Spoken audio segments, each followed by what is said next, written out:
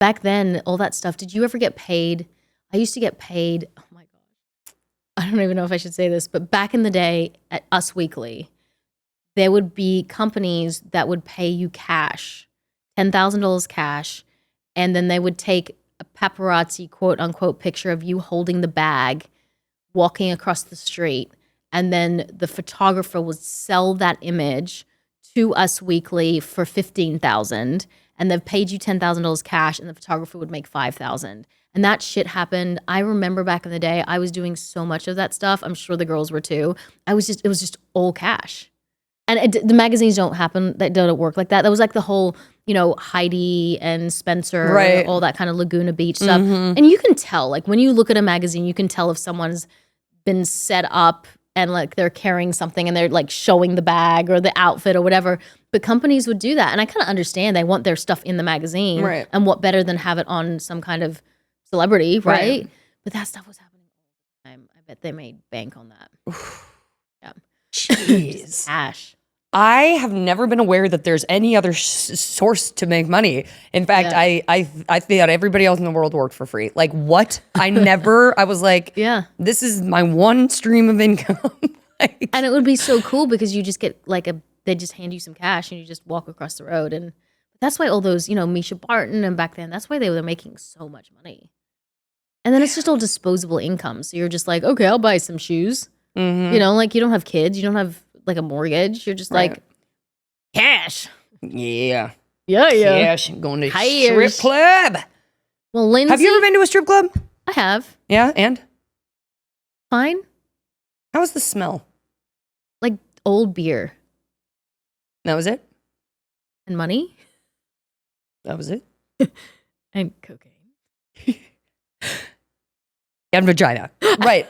Absolutely. Was it a nice strip club or one of those that the girls had to get tested every week? I actually week? only went once, and I went after my husband. I think it was a first date I had with my husband, and I was drinking, and I was like, let's just do this to have fun. It's not that I don't listen. I've had my sexual moments when I was younger and did all that kind of stuff, and I think I just didn't like him looking at other people. Right. I still have a little bit of that jealousy thing. Yeah. I still do to this day. Like, I don't want him to look at other people's boobs and go, ooh. Then I'm thinking, oh God, my boobs are so nice. Thanks. I've seen what's under those sweaters that you hide them underneath. I'm only wearing this sweater because it's fucking freezing in here. It's like Iceland. This is doable for me. I'm not too hot. December 15th, Iceland. Yeah, freezing. Well, we can't all have functioning nervous systems, Tammin. or nice little perky. I mean, they're not perky boobs anymore. Yes, they are. I've seen you outline it, and it's great. I have a bra on. All right, you have to show me without your bra. Yeah. All right. And you'll be like, they're real down to your legs. You know who's waiting for us? Joseph Scott Morgan. We have our favorite eternal guest, Joseph Scott Morgan on the show, who is a forensic scientist, a former death investigator. He's done 200 episodes of his show, Body Bags, on iHeart, and he's here today to talk to a little old us. And he does an incredible Elvis impersonation. Ask him in person if you see him. He loves doing it on the spot. Just do one. Whoa, mama. One more time for the people in the back. Oh, baby. I can't. I'm too, yeah. Oh, I felt that from here, Joseph. I don't know why it was oh, mama and oh, baby. Oh, my gosh. Yes. That was great. I'm glad I got this ice pack. Oh, now she's going. Only fools rush in. There we go. See, now you give a little bit and people just go with it. Gosh, I love it. You give a little lead and they go. So Lindsay was asking me a question off camera because she really wanted to ask you something about people. You said in one of our previous episodes how you sort of said something about like reserving judgment for the perpetrators of these crimes or like for anything that the victim. You just had this way of like, we were talking about people who were on trial or whatever. You just had like no judgment. Somehow you're not able, even after you see these actions, to like associate that with the person. Are you able to really separate action and person? And how do you keep from judging people? Because you seem like a very unbiased person. You know what I mean? Like you don't seem jaded by it. Yeah. That's high praise. I tried. That's one of the things I've tried to do as a forensic scientist. All forensic scientists should be that way. It's a goal that we strive for.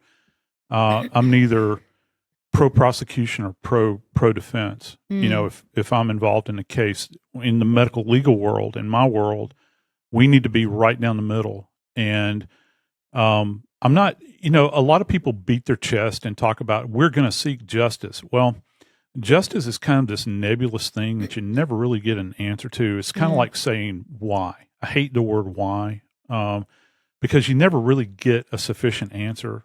I like to be kind of grounded and rooted in science. What, where, when, how, those sorts of things.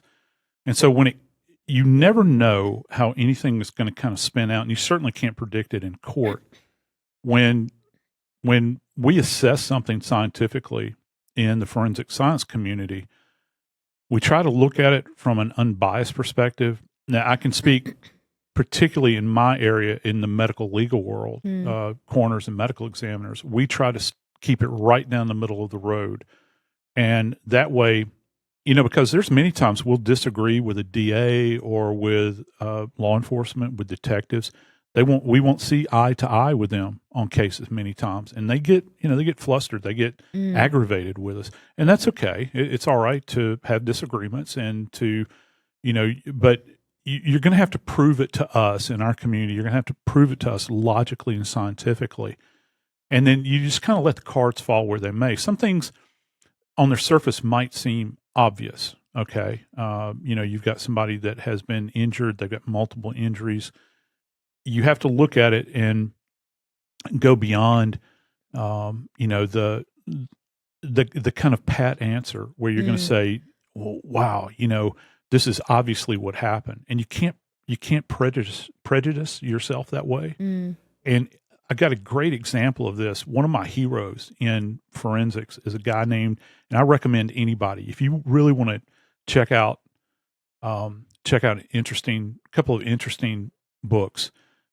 They're not, you know, they're not like heavy on clinical language. But it's a guy named Dr. Tom Noguchi. And Dr. Noguchi was the chief medical examiner coroner for LA County. He's the guy that did the autopsies on Belushi and on Sharon Tate and on Marilyn Monroe and Bobby Kennedy. And the list just goes on and on. He was actually known as the coroner to the stars for a while. But he wrote a book that was called Coroner at Large, I think was the name of it. And in that little book, I read a line from him that always stuck with me. He said that, and he applied this to the Tate LaBianca homicides. He was actually at the murders, you know, where Sharon Tate was killed. And it was so gruesome, it was so bloody. And he said, as a young man, he came to a conclusion that he did not need to look at the body when he arrived at the scene as the first stop along the examination. And so to keep himself free mentally, he would always stare at the ceiling when he walked into a room, and it would keep him unbiased. And so what he meant by that is that if you stare at the body and you get so fixated on the body, your mind is no longer open to any other possibilities. And so for him, it's almost like the Zen of death investigation.